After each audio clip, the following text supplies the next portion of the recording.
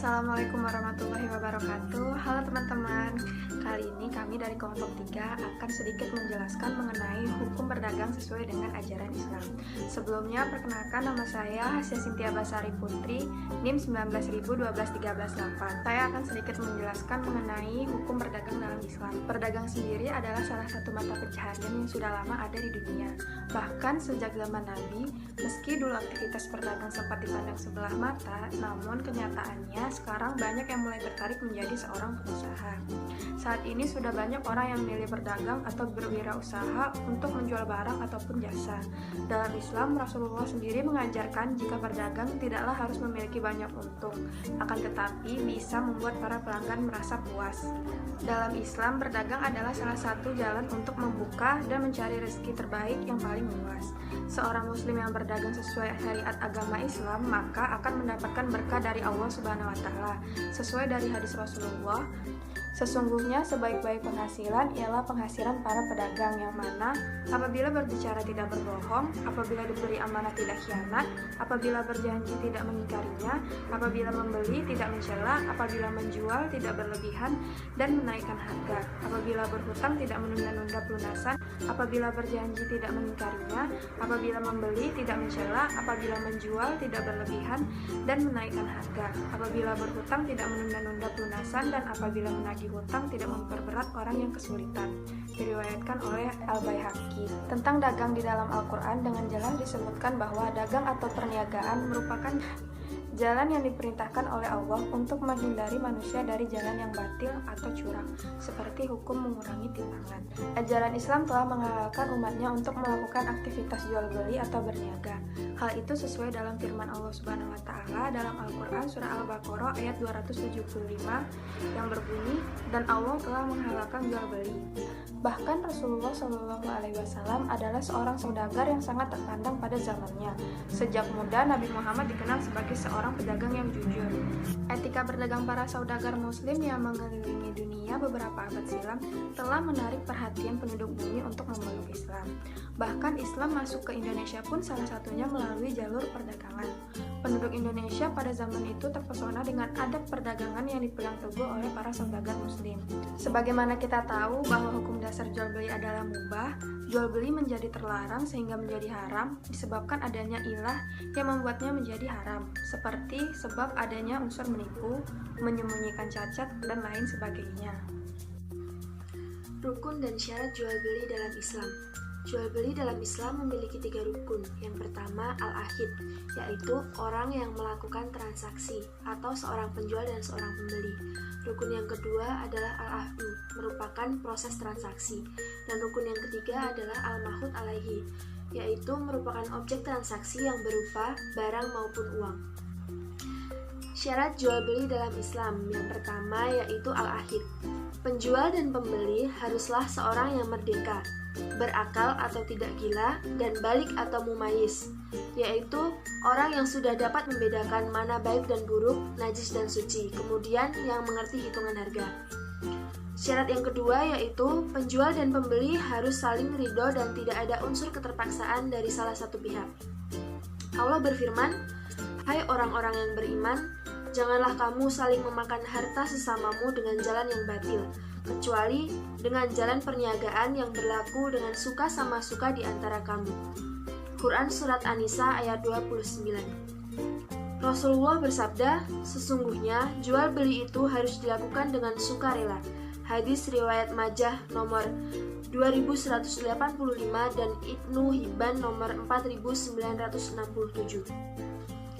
Maka tidaklah sah jual beli dari orang yang dipaksa. Akan tetapi, di sana ada kondisi tertentu yang mana orang boleh dipaksa menjual harta miliknya.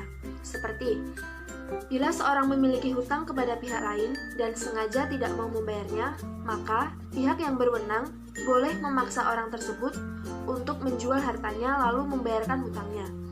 Bila dia tetap tidak mau menjualnya, maka dia boleh melaporkan kepada pihak yang berwenang agar menyelesaikan kasusnya atau memberikan hukum kepadanya, bisa melalui penjara atau sebagainya. Syarat yang ketiga yaitu al-ahdu, merupakan proses transaksi atau ijab kabul dari penjual dan pembeli. Ijab atau penawaran yaitu si penjual mengatakan, "Saya jual barang ini dengan harga sekian." Dan kabul adalah penerimaan, yaitu si pembeli mengatakan, "Saya terima" atau "saya membelinya." Syarat jual beli dalam Islam yang terakhir yaitu al-mahud alaihi, yaitu merupakan objek transaksi mencakup uang dan barang. Al-mahud alaihi memiliki beberapa syarat. Syarat yang pertama yaitu barang yang diperjualbelikan harus memiliki manfaat yang dibenarkan syariat atau tidak najis dan bukan barang yang diharamkan oleh Allah dan Rasul. Kemudian syarat yang kedua yaitu barang yang dijual harus barang yang dimilikinya. Dan kepemilikan sebuah barang dari hasil pembelian sebuah barang menjadi sempurna dengan terjadinya transaksi serah terima. Syarat al-mahud alaihi yang ketiga yaitu barang yang dijual bisa diserahkan kepada si pembeli. Contohnya, tidak sah menjual mobil, motor, ataupun handphone miliknya yang dicuri oleh orang lain dan belum kembali. Demikian tidak sah menjual burung di udara atau ikan di kolam yang belum ditangkap.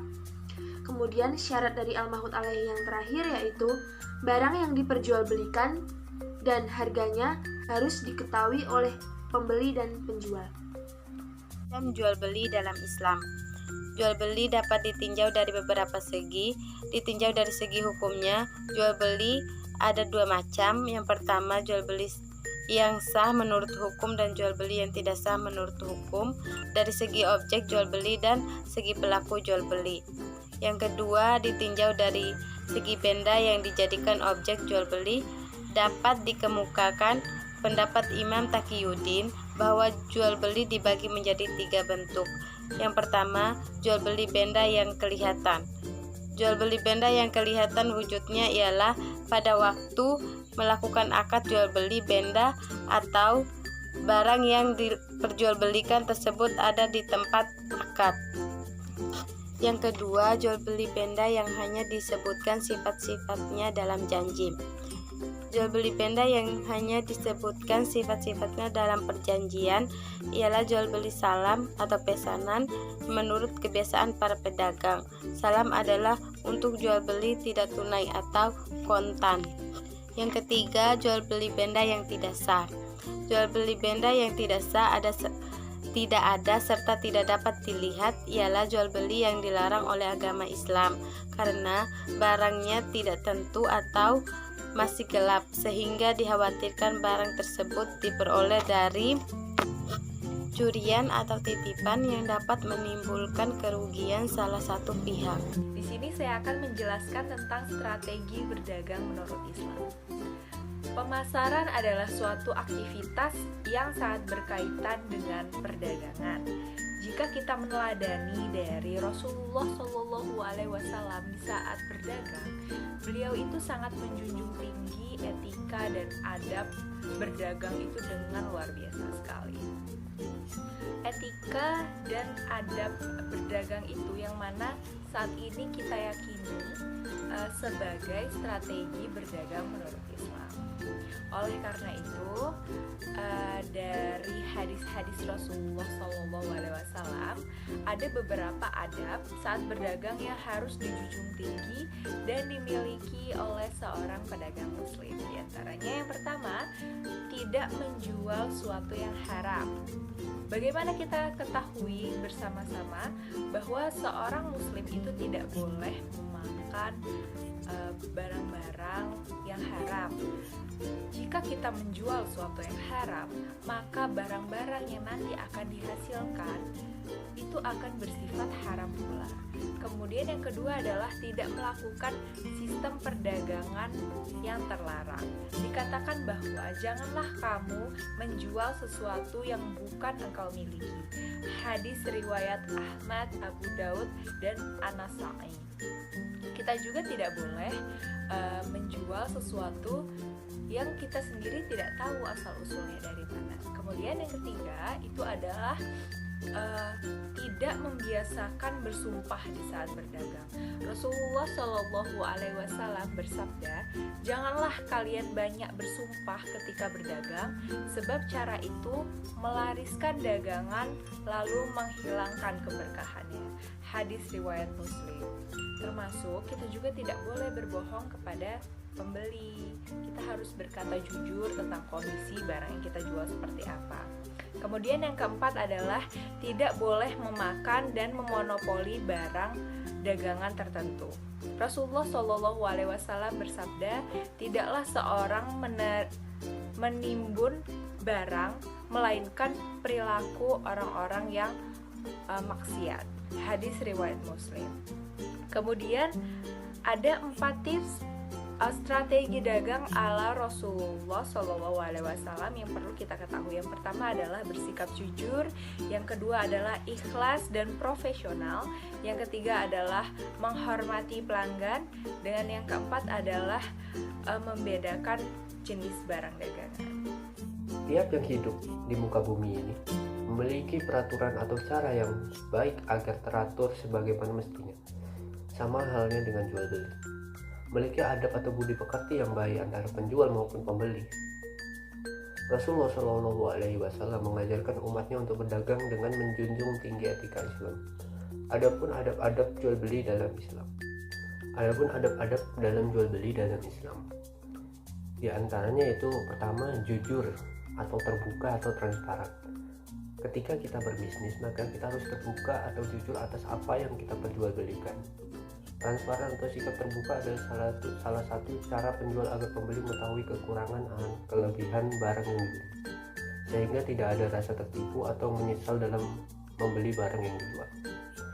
Sebagaimana istilah pembeli adalah raja, sebisa mungkin kita memperlakukan pembeli sebagai raja yang dilayani dengan layanan sebaik mungkin agar merasa sama-sama enak dalam melakukan transaksi. Yang kedua, menjual barang-barang halal. Islam tidak melarang akad jual beli dengan syarat dan ketentuan tertentu. Salah satunya menjual barang yang halal. Allah juga sudah memberitahu apa yang halal dan haram dalam Al-Quran hingga hadis-hadis sebagai pelengkapnya. Allah Subhanahu wa Ta'ala berfirman, dan Allah menghalalkan jual beli dan mengharamkan riba. Quran Surah Al-Baqarah ayat 257. Maka sangat dianjurkan untuk para penjual agar tidak riba atau memakan harta yang bukan haknya, atau mengambil harta orang lain secara disengaja ketika melekat dalam suatu proses muamalah dan jual beli tanpa ada kezaliman dan kebatilan. Secara jujur dan apa adanya, maka transaksi jual beli diperbolehkan. Yang ketiga, menjual barang dengan kualitas yang baik. Sebagaimana pengusaha, penjual, pedagang harus memberikan fasilitas yang baik atau cara melayani yang memuaskan, sehingga terjalin komunikasi dan transaksi yang baik pula antara penjual dan pembeli. Kualitas barang harus diutamakan agar tidak ada kekecewaan konsumen.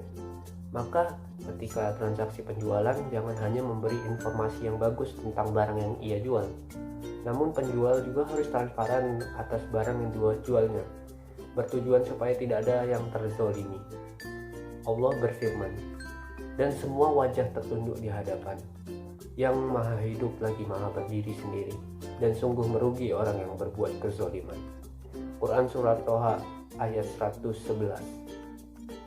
Yang keempat, tidak menyembunyikan cacat pada barang. Seperti yang diketahui bersama, sebagai seorang pedagang harus menjelaskan kelebihan barang yang dijual agar tidak ada yang merasa dirugikan karena kecewa dan menambah kualitas pemasaran pada pedagang itu sendiri. Ketika ditemukan kecacatan pada barang produksi, maka harus dijelaskan kepada konsumen agar sama-sama ikhlas dan legowo. Yang kelima, tidak memberikan janji atau sumpah palsu. Seringkali kita transaksi jual beli, ada beberapa pedagang yang memberikan janji palsu atau sumpah palsu, baik jual online ataupun offline. Misalkan, dalam penjualan secara online, khasiat sebuah barang dilebih-lebihkan. Contohnya, jual obat-obatan pelangsing badan. Atau yang offline misalnya, saya jamin barangnya kuat neng, tapi tidak diberi garansi. Hanya lewat perkataan saja. Allah berfirman, Dan tepatilah perjanjian dengan Allah apabila kamu berjanji, dan janganlah kamu membatalkan sumpah-sumpah itu sesudah meneguhkannya. Quran Surat An-Nahl ayat 91. Batasan mengambil keuntungan berdagang dalam Islam. Dalam Islam, praktik untuk jual beli menganut mekanisme kebebasan pasar yang diatur bahwa harga itu berdasarkan penawaran dan permintaan. Hal ini untuk melindungi pihak-pihak yang terkait dalam jual beli agar tidak ada yang dizolimi, seperti adanya keterpaksaan dalam harga yang tidak diinginkan. Seringkali masyarakat mempertanyakan, bolehkah menjual barang dengan keuntungan lebih dari 100%? Bahkan sebagian orang beranggapan bahwa mengambil keuntungan lebih dari 100% termasuk kezaliman bagi konsumen, sehingga harga jual tidak boleh 2 kali lipat dari harga modal yang dikeluarkan untuk pengadaan barang. Ada 2 riwayat yang menunjukkan bolehnya mengambil keuntungan lebih dari 100%. Di antaranya yaitu, yang pertama, hadis dari Urwah al-Barikhi menceritakan, Rasulullah SAW menyerahkan uang sebesar 1 dinar kepadaku untuk dibelikan seekor kambing. Kemudian uang itu saya belikan 2 ekor kambing. Tidak berselang lama saya menjual salah satu seharga 1 dinar. Kemudian saya bawa kepada Nabi SAW seekor kambing dan uang 1 dinar. Kemudian aku pun menceritakan kejadian itu kepada Nabi SAW. Lalu beliau mendoakan, semoga Allah memberkahimu dalam transaksi yang dilakukan tanganmu. Yang kedua, hadis dari Abdul Zubair radhiyallahu anhu. Beliau menceritakan Zubair pernah membeli tanah hutan seharga 170.000. Kemudian tanah itu dijual oleh putranya Abdullah bin Zubair seharga 160.000. Hadis ini diletakkan Al-Bukhari dalam kitab Syahihnya di bab keberkahan harta orang yang berperang. Hadis ini dijadikan dalil oleh para ulama untuk menyimpulkan bolehnya mengambil keuntungan berlipat-lipat dalam jual beli. Sekian penyampaian materi dari kelompok kami. Apabila ada tutur kata dari kami yang salah, mohon untuk dimaafkan. Terima kasih. Wassalamualaikum warahmatullahi wabarakatuh.